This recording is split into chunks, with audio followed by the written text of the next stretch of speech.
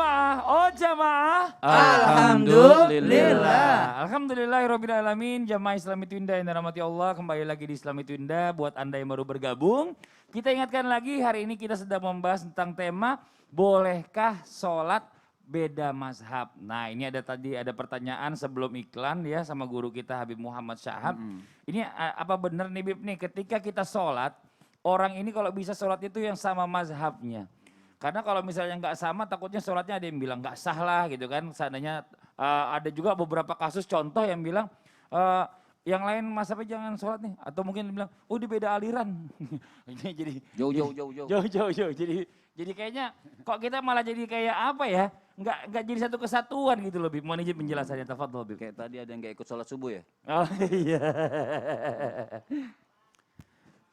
Baik, artinya begini, makanya hukum orang tuh kenapa tidak boleh semaunya pindah madhab ini seenaknya, karena setiap madhab punya hukum.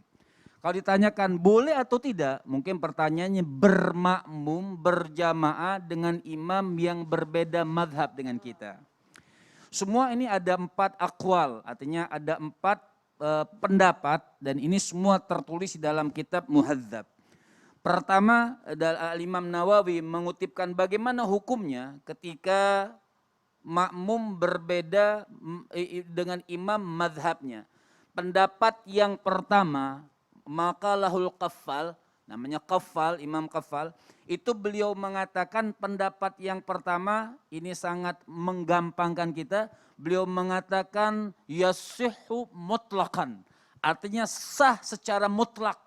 Apapun madhab imamnya, apapun madhab makmumnya, maka hukumnya sah secara mutlak. Ini pendapat yang pertama. Kalau kita katakan boleh tidak diikutin? Boleh.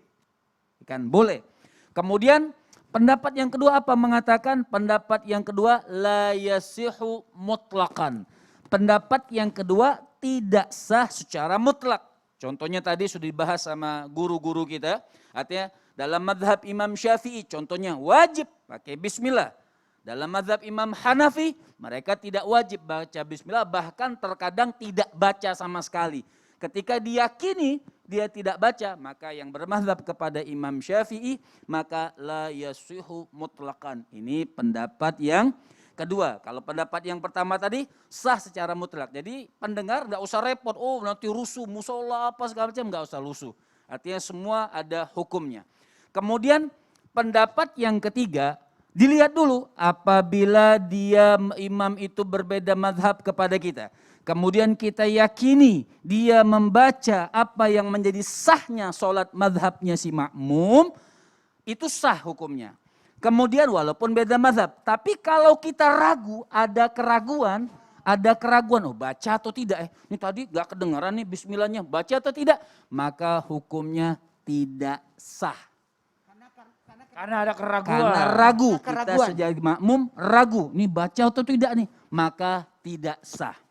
Kemudian kalau pendapat yang keempat ini arjah. Apa arjah?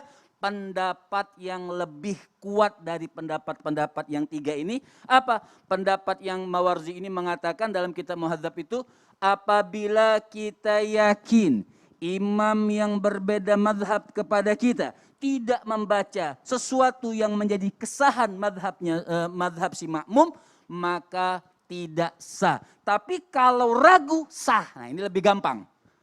Kalau kan tadi yang di atas tidak membaca. Iya. Kalau yakin tidak membaca tidak sah. Kalau yang atas tadi yang 3 kalau dia ragu tidak sah. Yang keempat lebih rajih dan lebih menggampangkan lagi. Kalau masih ragu-ragu sah atau tidak maka hukumnya sah. Dia baca bismillah atau tidak tadi. Masa ragu seperti tidak mendengar maka dihukumkan sah. Jadi bisa mana yang benar? 4 aqwal ini semuanya benar. Seperti kita sholat subhanallah, kita sholat ketika kita haji, atau kita sholat ketika kita umrah. Mungkin imamnya berbeda madhab kepada kita, tidak membaca bismillah misalnya. Bagaimana? Maka kita pakai boleh yang pertama dan boleh yang keempat. Masya seperti Allah. itu. Ya jadi nggak usah juga jadi berantem juga. Ya, Tidak makanya usah ini sampai kita bicara masalah diusir-usir, ilmu. dicuci-cuci, nggak perlu. Betul.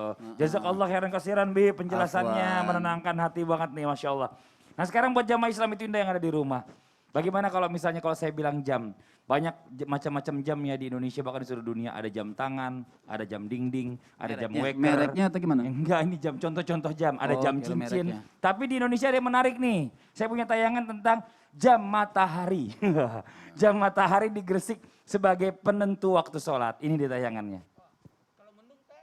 Di dalam Masjid Besar Ainul Yakin Sunan Giri, Desa Giri Kecamatan Kebomas Kabupaten Gresik, terdapat jam unik yang dalam bahasa Jawa disebut jam bencet. Jam bencet adalah jam yang mengandalkan pergerakan sinar matahari untuk mengetahui waktu sholat. Jam bencet sudah ada di masjid ini sejak tahun 1857. Pola kerja jam bencet sangat sederhana, yaitu memanfaatkan bayangan sinar matahari pada garis-garis penanda waktu. Nah sekarang ada pertanyaan lagi yang berikutnya. Ini buat jamaah Islam itu indah juga ya. Mungkin ada juga yang bertanya yang sama katanya. Ada pertanyaan benar gak sih dalam penentuan waktu sholat ini katanya ada berbagai macam mazhab ini juga terdapat perbedaan waktu juga katanya. Nah ini yang paling afdal dan yang paling terbaik kita itu ngikutin yang mana sih? Kita minta penjelasannya dari guru kita Ustaz Syam aja deh. Silakan Ustaz Syam, tafadhol. Bismillahirrahmanirrahim. Tabi guru-guruku kembali, Habib, Ustaz Maulana, Mas Fadli serta para alim ulama dimuliakan Allah Subhanahu wa taala. Rabbi shrah li sadri wa yassir li amri wahlul 'uqdatam min lisani yafqahu qawli. Ba'da naqul a'udzu billahi minasyaitonir rajim. Fa idza tama'nantum fa aqimus shalah. Inna as-salata kanat 'alal mu'minina kitaban mawquta.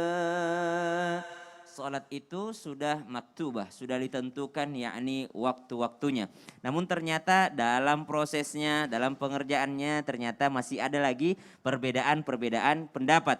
Ulama Malikiyah misalnya menentukan waktu zuhur. Ulama Malikiyah, Syafi'iyah dan Daud Al-Zahiri mengatakan bahwa akhir waktu zuhur apabila bayangan suatu benda sama panjangnya dengan benda tersebut. Jika sebuah tongkat panjangnya 30 cm, maka panjang bayangannya adalah 30 cm pula. Kemudian ini adalah akhir waktu zuhur, berarti masuk waktu asar. Sedangkan ulama Hanafiyah mengatakan bahwa akhir waktu zuhur apabila bayangan suatu benda panjangnya 2 kali lipat daripada bendanya. Kalau yang tadi adalah sama panjang, kalau ini 2 kali lipat lebih panjang. Jika sebuah tongkat panjangnya 30 cm, maka bayangannya adalah 60 cm. Apabila demikian, maka bagi mereka inilah waktu awal waktu asar. Subhanallah. Dalam madhab Syafi'i dijelaskan juga, bila seseorang salat di akhir waktu zuhur dan ketika di tengah-tengah salat masuk waktu asar, maka salat zuhurnya tetap sah. Subhanallah. Dalam menentukan waktu, para imam madhab kembali kepada baginda Nabi SAW. Jikalau pada saat itu belum ada jam, maka yang dilihat adalah bayangan matahari. Kemudian memang yang lebih afdol adalah ketika melihat bayangan matahari. Namun ternyata ada masalahnya lagi. Tadi ketika ada video, guru kami saat mulai langsung menyebutkan gimana kalau mendung gak kelihatan mataharinya. Atau bagaimana menentukan waktu yang malam tadi. Misalnya maghrib dan isya. Maka subhanallah ini adalah kemudahan-kemudahan yang diberikan kepada kita. Mana yang afdol, yang mana yang patut untuk kita ikuti, silahkan mengikuti Majelis Ulama Indonesia.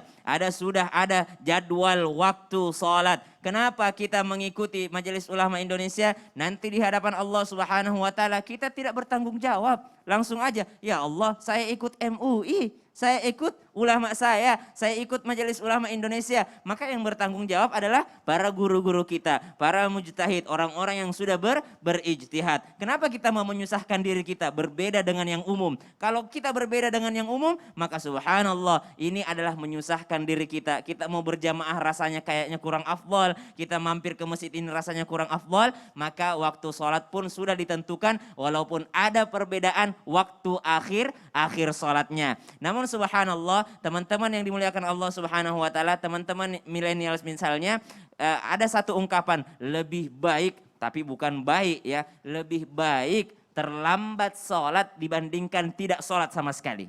Jadi kalau dikatakan tadi, oh masih sah sholatnya ketika misalnya adalah sholat zuhur, ternyata pas di tengah-tengah sholatnya terdengar adzan asar, maka masih sah sholatnya, namun ini termasuk waktu haram. Ya waktu haram kenapa? Kalau dia menunda-nunda sholatnya. Namun tetap lebih baik terlambat sholat dibandingkan tidak sholat sama sekali. Karena ada orang yang mengatakan, saya udah nggak sholat subuh tadi, ngapain saya sholat zuhur lagi? Lah bertambah dong dosanya. Makin gitu. banyak dong ya. Kenapa nggak sholat zuhur? Ya soalnya tadi nggak sholat subuh sekalian. Jadi seharian Ya, nggak sholat deh sekalian ya, deh. seharian. Ini aja. Jangan Jadi kalau seperti Anda tidak itu. sarapan, enggak usah makan siang dan makan malam. Iya. Nah, tuh itu cara paling gampang kata Ustaz Maulana tuh ya. Nah tapi gini ya, ini banyak banget pertanyaan yang masuk juga yang mungkin menanyakan beberapa hal ya yang untuk kita bahas di hari ini juga nih. Dari Jamaah Islami Twinda mungkin yang belum mengirimkan kirim aja pertanyaannya nanti di segmen akhir saya bacain lagi ya insya Allah ya. Langsung aja yuk buat semuanya kita masuk ke segmen Tanya Dong Ustadz. Kami semua tanya dong Ustaz. Masya Allah tabarakallah ini udah banyak banget. Kita langsung aja yuk. Langsung aja Ustadz ya. Assalamualaikum dari hamba Allah. Bagaimana cara mendambakan antara orang tua dan kakak saya yang beda madhab? Oh mendamaikan. Mendamaikan. Cara mendamaikan antara orang tua dan kakak saya yang beda madhab ini Ustadz nih. Kemarin tiba-tiba mereka berdebat hingga ayah saya sakit hati. Bilang merasa sholatnya udah paling benar. Padahal kakak saya juga baru-baru aja nih ikut kajian. Katanya pemahaman sholat ayah saya selama ini salah. Kemudian sampai sekarang ayah saya pun masih marah dan kakak saya pun juga gengsi untuk minta maaf. Karena merasa paling benar. Baiknya gimana ya Ustadz solusinya? Bismillahirrahmanirrahim. Masya Allah tabarakallah tanpa menggurui. Hanya ini mendamaikan ya. Jadi solusi perbedaan pendapat pemahaman tentang salat dalam keluarga harus kita sikapi. Harus disadari bahwa perbedaan itu adalah rahmat bahkan sunnatullah. Itu sudah diaturkan. Nah dalam hal ini 230 juta orang Islam di Indonesia. Kemudian selebihnya ya non muslim.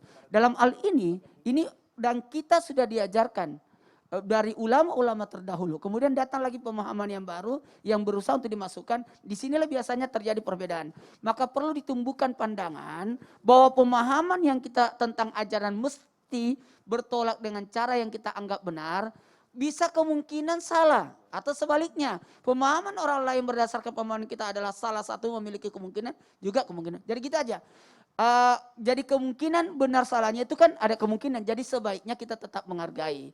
Maka mengemukakan pendapat sekali lagi harus dilandasi oleh niat yang tulus sekali lagi untuk mencari kebenaran. Nah gini, buat anak-anak yang lagi belajar terus ingin memperbaiki, Betul. harus belajar dulu, belajar Yeah. bagaimana berdakwah, bagaimana berakhlak, bagaimana memahami perbedaan, tidak langsung menyalahkan orang tua. Apalagi sampai orang tua sakit hati Ustadz Sampai ya. orang tua sakit hati, karena berbakti kepada orang tua itu jauh lebih hebat lagi, ya dibanding kita harus mengejar pahala, terus meninggalkan kemurkaan Allah. Masya Allah. Tapi Aduh, Ustadz, tidak enak kurasa. pertanyaan kedua Ustadz. Pertanyaan kedua ini dari Nurabniadul 04. Assalamualaikum Pak Ustadz, izin bertanya. Ada nggak cara Rasulullah menghadapi orang yang sedang berada dalam perbedaan pendapat? Caranya Rasulullah ini. Dan bagaimana Rasulullah menangani orang yang sedang berbeda pendapat tersebut? Mohon penjelasannya Ustadz. Tapi bismillahirrahmanirrahim. Maka dalam Al-Quran disebutkan ada orang yang datang. Jangankan Rasulullah datangi untuk berdebat. Ya. Rasulullah datangi untuk berdebat. Maka turunlah surah. Maka ayat ini berbunyi. Ya ayyuhalladzina amanu la tarfa'u aswatakum fawqa sawtin nabi. Wahai orang-orang beriman, jangan kau angkat suaramu lebih tinggi daripada suaranya Nabi. Ya, ternyata ayat ini kan kalau kita bilang berarti ayat ini cuma berlaku di masa Nabi doang. Karena suara Nabi gitu. Jangan kau angkat suaramu di hadapan suara Nabi. Ternyata kalau di masa sekarang kita mau ambil ayat ini, maka jangan kau angkat suaramu jikalau terdengar suara Nabi. Maksudnya jikalau lawan debat kita sudah mengatakan hadisnya begini, maka kita mengalah. Kita mengalah bukan berarti kita langsung mengikuti dia. Kita mengalah walaupun kita juga punya dalil, maka kita juga menghargai karena dia membawa nama Rasulullah SAW. Kita bukan menghargai orangnya, tapi kita menghargai, menghormati, memuliakan apa yang ia bawa. Kalau ada yang mengatakan, oh ini sunnah Nabi begini, langsung kita diam. Kenapa? Karena itu adalah suara baginda Nabi SAW. Walaupun dalam hati kita mengatakan, paling juga dhaif, paling juga tidak benar hadisnya, tapi kita menghargai, memuliakan nama Nabi yang ia bawa. Walaupun kita punya pendapat yang lain, maka kita berpendapat dengan pendapat kita nanti setelah tidak bertemu dengan orang tersebut. Adapun cara mendamaikannya, kata Al-Quran, fa aslihu baina akhawaikum. Damaikan keduanya dengan cara memperbaiki satu prasangka ke prasangka yang lainnya. Wallahu taala alam. Masya Allah, tabarakallah. Tabein Ustaz, masih ada lagi Ustaz. Agar, oh. Bukan lagi bacaan, bukan juga gerakan, tapi ternyata aurat dalam sholat.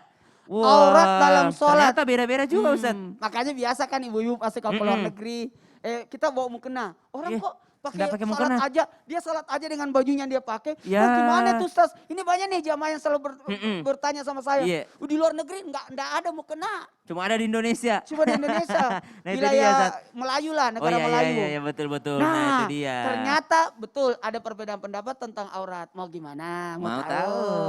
Jangan kemana-mana. Oh. Sekarang kita setelah break ini sebentar aja. Insya Allah. Kalau begitu Ya. jamaah jangan kemana-mana. Tetap di Islam itu indah. Jamaah, Jamaah, oh oh jamaah, jamaah. Alhamdulillah. Jadi kita juga cari